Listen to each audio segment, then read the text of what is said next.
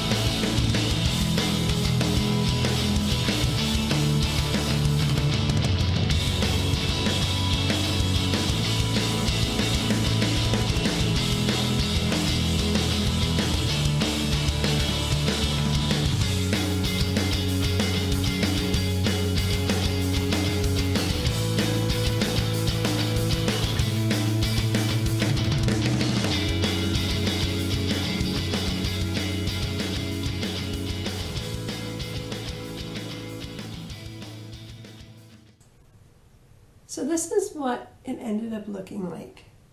It isn't anything like a spin or a swirl pour, but the colors are gorgeous and there's a lot of white negative space through the painting. I'm not sure I liked it as it was, but then I saw the dragon's head and I thought, well, maybe I should try my hand at an embellished pour. So I'll show you a few clips on how that worked out.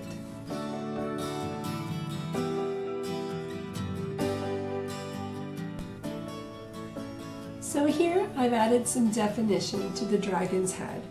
In his eye area, his nostrils, his mouth, I've added some teeth and gave some definition to the beard. I still don't know what I'm going to do with the rest, but I'll show you soon.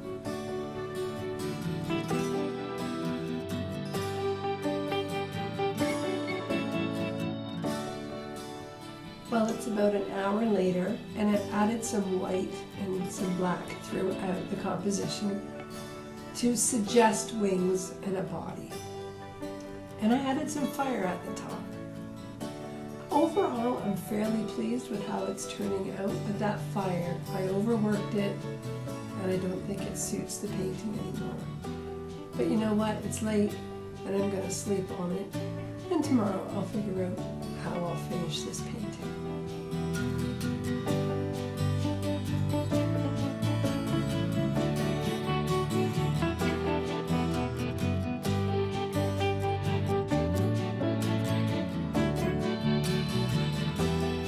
So I woke up early and went to the studio. I poured white over the botched fire, thinking I would pour new fire, and realized I like it as is. So I think I'm finished my embellished pour. So that's it. That's just one way you can save a failed pour, by embellishing it. If you like what you see, hit subscribe so you don't miss any of my future videos.